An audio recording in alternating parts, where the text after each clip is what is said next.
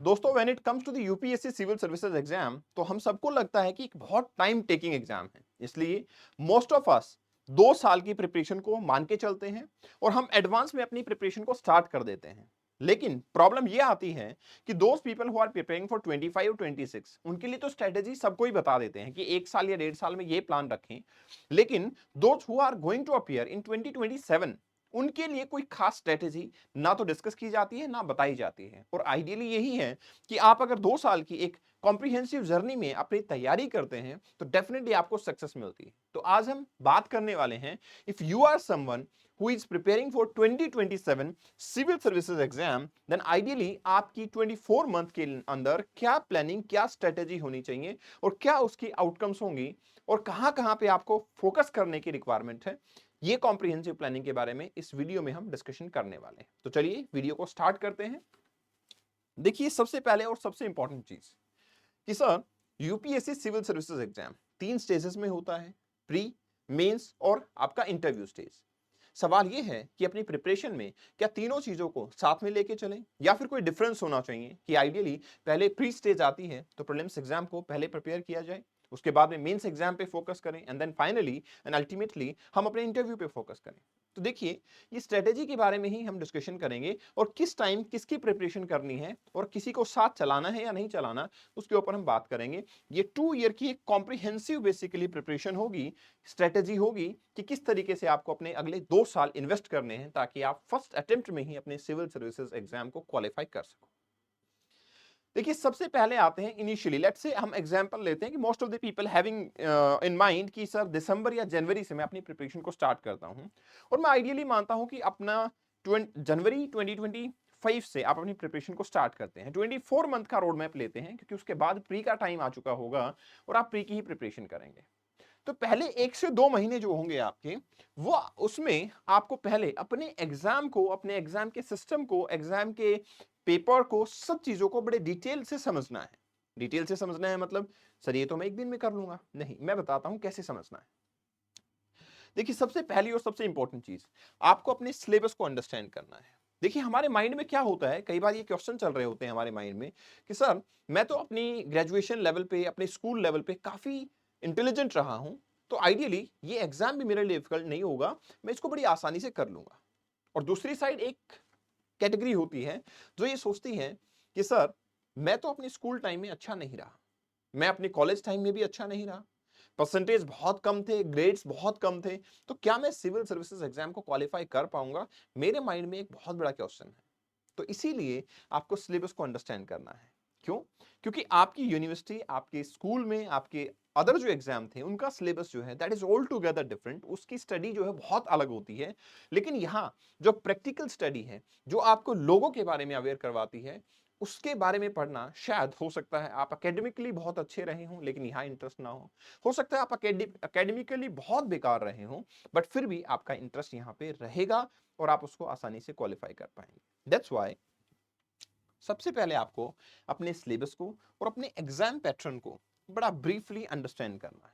मैं चाहूंगा कि सिलेबस तो आपका अपने टिप्स पे होना चाहिए, आपको पता होना चाहिए आइडियली कि मेरा ये सब्जेक्ट, ये पर्टिकुलर टॉपिक इस पार्ट से देखने को मिलता है और इस टाइप की इंपॉर्टेंस इसकी देखने को मिल जाती है। तो आपको करना ये है, यूपीएससी सिविल सर्विसेज एग्जाम के लिए यूपीएससी की वेबसाइट पे जाइए और वहां आपका सिलेबस मेंशन है, उसको डाउनलोड कीजिए। उसमें आपको इंटरव्यू, प्रीलिम्स एग्जाम और मेंस एग्जाम दोनों का सिलेबस मिल जाएगा। आप उसको कॉम्प्रिहेंसिव पढ़िए कि क्या क्या चीजें ऐसी हैं जो आपके सिविल सर्विसेज एग्जाम में पूछी जा रही हैं। ठीक है?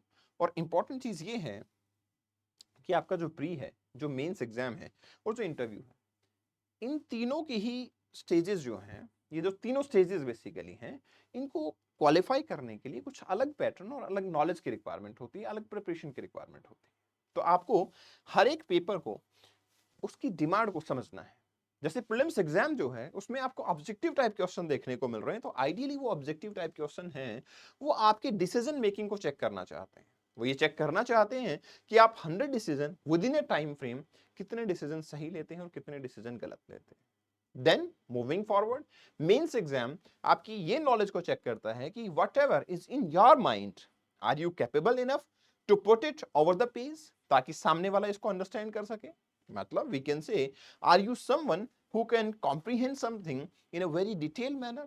And then it comes to the interview or personality test, then it also talks about your way of talking, your sense of humor, your way of basically communicating to the others. Will you be able to present your ideas in front of someone or not?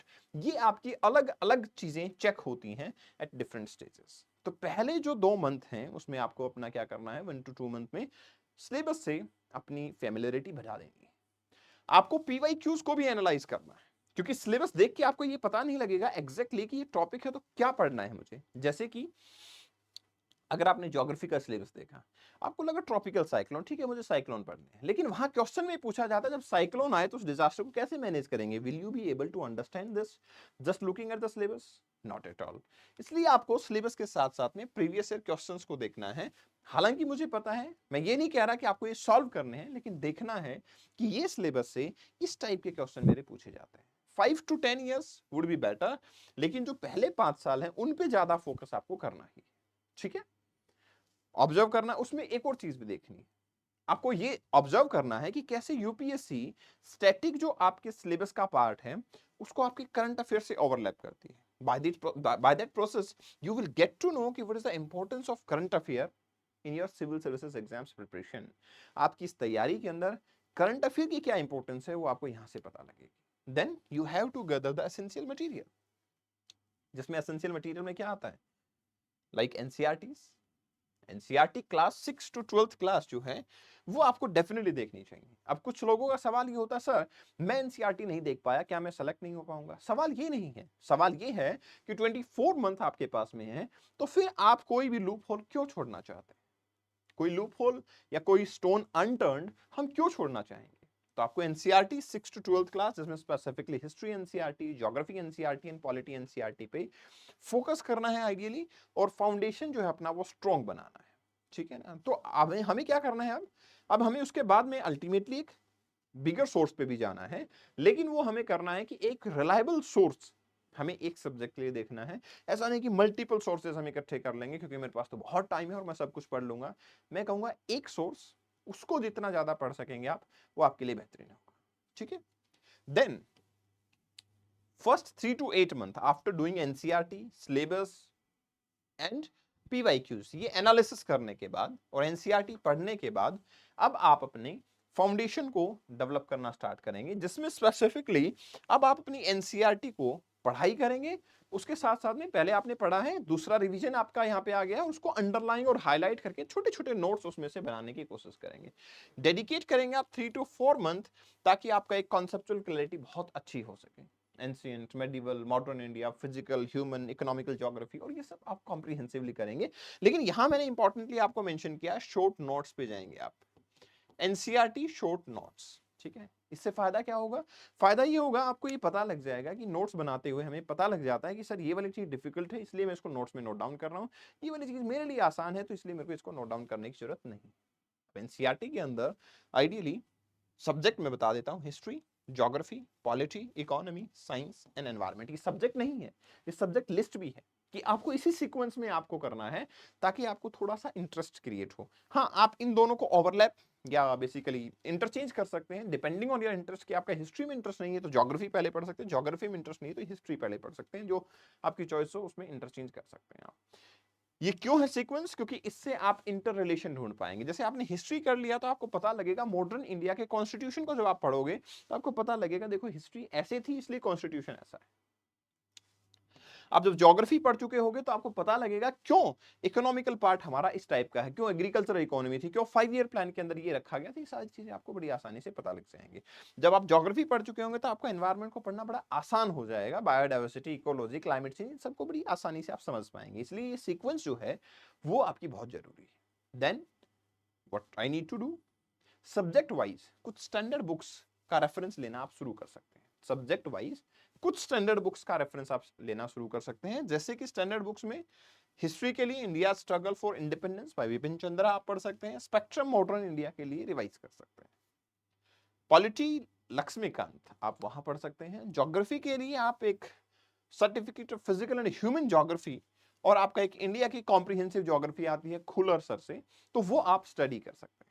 Indian economy की बात की जाएगी तो Nitin Singhania I will prefer for, आप पढ़ सकते हैं, selective reading आपको करनी पड़ेगी। एनवायरनमेंट को मैं कहूंगा, जब आप ज्योग्राफी पढ़ चुके हो तो एनवायरनमेंट आपके लिए काफी केक वॉक होगा, बट एनवायरनमेंट को थोड़ा करंट अफेयर के साथ ओवरलैप करके पढ़िए। साइंस एंड टेक्नोलॉजी के अंदर जो डेली साइंस रिपोर्ट्स होती हैं उनके ऊपर आप फोकस कर सकते हैं, राइट। अब देखिए, क्योंकि आप थोड़े से अपने एनसीईआरटी को भी रिवाइज ही कर रहे हैं, आपने अपने सोर्सेज भी डिफाइन कर लिए हैं जिनको आप स्टडी करने वाले हैं, तो अब ये टाइम ठीक है, आप करंट अफेयर को भी कंसोलिडेट करना स्टार्ट कर सकते हैं, थोड़ा थोड़ा फोकस करना स्टार्ट कर सकते हैं। आप डेली न्यूज़पेपर एनालिसिस कर सकते हैं, इंडियन एक्सप्रेस और द हिंदू। अगर आप मेरे से पर्सनली पूछेंगे तो I will now days recommend कि आप इंडियन एक्सप्रेस को पढ़ सकते हैं, क्योंकि द हिंदू की लैंग्वेज थोड़ी सी टफ होती है और कई बार बिट टिल्टेड भी होता है, तो फाइन, आप इंडियन एक्सप्रेस पे जा सकते हैं। आपका फोकस जो है वो क्या होना चाहिए न्यूज़पेपर में, ऐसा नहीं कि दैट पॉलिटिकल ऑर्गेनाइजेशन और political party is saying this to that person, so on so on, वो चीजें आपके लिए इंपॉर्टेंट नहीं। आपको आइडियली किस पे फोकस करना है, गवर्नमेंट पॉलिसीज पे, इंटरनेशनल रिलेशंस पे, एनवायरनमेंट पे, साइंस एंड टेक से कोई न्यूज है या कोई इकोनॉमिकल डेवलपमेंट पे न्यूज है, इन सब न्यूज पे फोकस करना है। और वैसे आपको आइडिया प्रीवियस ईयर क्वेश्चन से भी लग चुका होगा कि आइडियली मुझे यहां फोकस करना है। फिर नोट्स की प्रिपरेशन करना स्टार्ट कीजिए, कंसाइज नोट्स बनाना स्टार्ट कीजिए, आइडियली हर टॉपिक के लिए। हर टॉपिक का मतलब ये नहीं होता कि पूरे सिलेबस के टॉपिक के लिए, हर टॉपिक का मतलब होता है जो आपके लिए डिफिकल्ट टॉपिक है। अगर आपको कोई टॉपिक ऐसा लग रहा है सर इसको तो मैं कभी भूलने वाला ही नहीं, तो उसके नोट्स क्यों बनाने, वो तो आप वैसे भी नहीं भूलने वाले, उसके ऊपर ज्यादा आंसर राइटिंग करोगे आप, आपका टॉपिक वो स्ट्रॉन्ग हो जाएगा। बट हाँ, when it comes to the कि सर कुछ टॉपिक ऐसे हैं जिसको शायद मैं रिकॉल नहीं कर पा रहा हूँ, ये भूल जाऊंगा, तो आप उसके शॉर्ट नोट्स बनाइए। ये शॉर्ट नोट्स आपको प्री के टाइम पे और मेंस के टाइम पे बहुत काम आते हैं। आप सोच के देखिए, जो मेंस एग्जाम है, इवन आपका सैटरडे संडे मेंस एग्जाम हुआ, पूरा वीक छुट्टी होती है, फिर से नेक्स्ट वीकेंड पे होता है, उस 5 दिन के अंदर आप किसी बुक को पढ़ोगे, ये तो इम्पॉसिबल है। हाँ, आइडियली आप क्या कर सकते हो, आपका आइडियल ये हो सकता है कि आप अपने बनाए हुए नोट्स को जरूर रिवाइज कर सकते हो, that should be your target. Then it comes to the next 9 to 16 month में आपको क्या करना है। अब आपका फोकस जो है वो इन डेप्थ प्रीलिम्स के लिए भी हो जाना चाहिए, उसके साथ साथ में आपको आंसर राइटिंग प्रैक्टिस। तो 9 to 11 जो मंथ होंगे आपके, उसमें आपको इन डेप्थ प्रीलिम्स के ऊपर फोकस करना है। प्रीलिम्स ओरिएंटेड स्टडीज जो हैं आपकी, वो डेफिनेटली इंपॉर्टेंट हो जानी चाहिए। फैक्चुअल नॉलेज आपकी अब एम्फोसाइज कर सकते हैं आप उसके ऊपर। मॉक टेस्ट आप ज्यादा से ज्यादा देंगे ताकि आपकी एक्यूरेसी इंप्रूव हो, और वो मॉक टेस्ट भी आई विल से कि आप उसी टाइम स्लॉट में देंगे जिसमें आपका प्रीलिम्स एग्जाम होता है, लाइक 9:30 to 11:30 का टाइम स्लॉट, क्योंकि इस टाइम पे फिर आपका माइंड अब एक्टिव रहना स्टार्ट हो जाएगा। उसमें आपको करंट अफेयर के revision, polity, environment, geography, science and tech, आपको समझ आ जाएगा कि सर ये वाले सब्जेक्ट जो है मेरे, वो करंट अफेयर के लिए बहुत इंपॉर्टेंट है और मुझे इसको फोकस करना पड़ेगा। ठीक है, देन नेक्स्ट 12 to 16 मंथ का जो पार्ट है, उसमें आप मेंस ओरिएंटेड स्टडी करेंगे, और मेंस ओरिएंटेड स्टडी के अंदर आई विल से कि आपकी आंसर राइटिंग प्रैक्टिस जो है अब वो कॉम्प्रिहेंसिव लेवल पे करनी चाहिए। पहले आपने जब एनसीईआरटी पढ़ा, क्वेश्चंस एनालाइज किए, तब तो ठीक है आपने एक आध आंसर लिख लिया। अब आपको क्या करना है, start practising answer writing in a structured manner. GS paper के लिए स्पेसिफिकली मैं बात कर रहा हूं यहाँ पे, तो आपका फर्स्ट राउंड ऑफ कवरेज जो है मेंस एग्जामिनेशन का, वो यहाँ पे होगा, जिसमें आप एथिक्स को भी इंक्लूड करेंगे और ऐसे राइटिंग को भी इंक्लूड करेंगे। आपको एक डेवलप करना है सॉलिड बेस आपके ऑप्शनल सब्जेक्ट के अंदर, क्योंकि अब आपने एनसीईआरटी की है, एडवांस बुक भी सेलेक्ट कर ली, उसको पढ़ना शुरू कर दिया, तो आपको पता भी लग गया होगा कि आइडियली ये मेरा सब्जेक्ट ऑफ इंटरेस्ट है और ये मेरा ऑप्शनल सब्जेक्ट हो सकता है। ठीक है, तो आपको ऑप्शनल सब्जेक्ट के ऊपर फोकस करना है। हाई स्कोर का पोटेंशियल वहीं से होगा और वहीं से आपकी रैंकिंग जो है वो अच्छी रहेगी। देखिए, आप हमेशा याद रखिए, प्री एग्जाम को क्वालिफाई करने से कुछ फर्क नहीं पड़ता टिल द टाइम मेंस और इंटरव्यू में आप अच्छा परफॉर्म नहीं कर रहे हैं, क्योंकि अल्टीमेटली आप मेंस से ही आईएएस बनने वाले हैं, राइट। देन आपका रेगुलर रिवीजन जो है किसके साथ में, सब्जेक्ट का प्लस करंट अफेयर का, ये अब चलते जाना चाहिए। जो आपने प्रीवियस सब्जेक्ट कर लिए हैं, ऑब्वियस सी बात है, उसका रिवीजन साथ साथ में चलना चाहिए। Now it comes to 17 to 20 month. अब मैंने क्या करना है सर, अब आपको प्रीलिम्स और मेंस की इंटीग्रेटेड प्रिपरेशन करनी है। ठीक है, you are done with your optional subject, you are done with your GS subject, you are done with your advance, you are done with your basic answer writing practice. अब आपको pre और mains के बीच में एक थोड़ा सा balance बनाना है। कुछ प्रीलिम्स के लिए फैक्ट्स और जो मेंस के लिए कुछ एनालिसिस है वो आपको करना है, कुछ कॉन्सेप्चुअल इन्फॉर्मेशन, कुछ फैक्चुअल इन्फॉर्मेशन वो आपको क्लैरिफाई करनी है और अपनी नॉलेज को बढ़ाना है। ठीक है, मैं कहूंगा कि 1 से 2 मॉक टेस्ट प्रैक्टिस करना स्टार्ट कर सकते हैं। 2 से 3 फुल लेंथ टेस्ट जो है आप अपना पर वीक प्लान कर सकते हैं। प्रीलिम्स के लिए, तो आइडियली टाइम वही होना चाहिए। और ऐसे ही फॉर मेंस एग्जाम आप अपने आंसर राइटिंग कर रहे हैं तो आप एक टेस्ट पेपर मेंस एग्जाम के लिए भी पर वीक एटलीस्ट प्लान कर सकते हैं। 3 घंटे दीजिए और लिमिटेड टाइम फ्रेम के अंदर 20 क्वेश्चंस को लिखने की कोशिश कीजिए, राइट। अपने ऑप्शनल सब्जेक्ट का ये लास्ट टाइम है, आप अपने ऑप्शनल सब्जेक्ट को फाइन ट्यून करेंगे क्योंकि उसके बाद में आपका ऑप्शनल सब्जेक्ट अब प्री देने के बाद ही आएगा। और दो चीजें बहुत इंपॉर्टेंट है जीएस में मार्क्स को बढ़ाने के लिए, वन इसकी आपका एस्से प्रिपरेशन अच्छा होना चाहिए और दूसरा आपकी एथिक्स जो है वो भी सॉलिड होनी चाहिए। एथिक्स का एग्जाम वो भी सॉलिड होना चाहिए और आपकी एस्से की प्रिपरेशन जो है वो भी सॉलिड होनी चाहिए। इन दोनों चीजों के ऊपर भी आइडियली आप फोकस करने वाले हैं, आप गो अहेड करने वाले हैं, ठीक है। Now ultimately 21st and 22nd month sir इस फेज में फेज 5 प्रीलिम्स स्पेसिफिक प्रिपरेशन की तरफ चला जाएगा ये फेज, जिसमें अब आपको क्या करना है, मीनवाइल थोड़े थोड़े सीसेट प्रैक्टिस किया था, अब आपको सीसेट के ऊपर अच्छा खासा फोकस कर देना है। 2 महीने के लिए all your studies should be dedicated to prelims exam, जिसमें आप history, geography, environment, polity, economy इन सबको रिवाइज करेंगे, लेकिन साथ साथ में सीसेट के ऊपर फोकस करना शुरू करेंगे। अब यहाँ पे 2 कैटेगरी के लोग होते हैं जिनका सीसेट बहुत स्ट्रॉन्ग है, फिर भी आप एक्सपेरिमेंट के लिए एटलीस्ट एक टेस्ट पेपर तो अटेम्प्ट कर ही सकते हैं वीक में। और जिनका वीक है सीसेट, वो अपनी जो बेसिक स्टडी की थी उसको इंप्लीमेंट करना शुरू कीजिए और सीसेट की एक्सटेंसिव प्रैक्टिस करना शुरू कीजिए, ठीक है। शॉर्ट नोट्स जो आपने बनाए हैं, जो कुछ फॉर्मूलाज, कुछ आपके टिप्स, ट्रिक्स, कुछ नामोनिक्स ये सब लिखे हुए हैं, उनको याद करना शुरू कीजिए, रिवाइज करना शुरू कीजिए। स्पेसिफिकली जैसे एनवायरनमेंट, ज्योग्राफी, करंट अफेयर ये सब्जेक्ट जो हैं वो बहुत इंपॉर्टेंट है क्योंकि इनका वेटेज बहुत ज्यादा हाई होता है, उसके ऊपर फोकस कीजिए। And then main specific preparation आपकी आती है कब, जब आपका प्रीलिम्स एग्जाम हो जाता है, ठीक है ना। प्रीलिम्स एग्जाम जब हो जाता है तो टिल द टाइम प्रीलिम्स नहीं हो जाता, ठीक है। जब आपका प्रीलिम्स हो जाता है तो आपको 2 ढाई 3 महीने जो बचते हैं आपके, उसके अंदर आप इंटेंसिव मीन्स की प्रैक्टिस, ऑप्शनल सब्जेक्ट की प्रैक्टिस, अपने एसे राइटिंग की प्रैक्टिस, एथिक्स की प्रैक्टिस, उसके साथ साथ में मीन्स की टेस्ट सीरीज अब आपको ट्राई करना है कि कम से कम भी नहीं तो आप 3 टेस्ट दे रहे हैं। और मैं ये कहूंगा आपको कि एक दिन तो ऐसा रखिए जिसमें आप सुबह और शाम 2 टेस्ट पेपर एक ही दिन में लिख रहे हैं, ताकि आपको पता लगे कि क्या मेरा पोटेंशियल ऐसा तो नहीं कि मैं राइटिंग करते करते थक जाऊंगा और मैं वो प्रिपरेशन को कंटिन्यू नहीं कर पाऊंगा। देखिए ये एजेंडा जो है, ये सिस्टम जो है, ये बहुत इंपॉर्टेंट है, इसको आपको फॉलो करना चाहिए।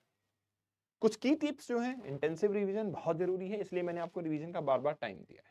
करंट अफेयर कितने करने चाहिए, 12 से 18 महीने के करंट अफेयर बहुत रहते हैं, तो अभी आप 24 महीने अलॉट करेंगे तो उनमें से 6 महीने अपने बेसिक अंडरस्टैंडिंग पे दीजिए और फिर टाइम आएगा करंट अफेयर का, ताकि आप करंट अफेयर को अंडरस्टैंड भी कर पाएंगे। मॉक इंटरव्यू की प्रिपरेशन जो है वो काफी इंपॉर्टेंट है, बट आफ्टर मेंस एग्जाम कर सकते हैं। मीनवाइल आपने अपने टॉपिक्स पे पॉइंट आर्ग्यूमेंट्स जो है वो डेफिनेटली सेलेक्ट कर ही चुके हैं, तो आपको नॉलेज काफी अच्छी हो चुकी है।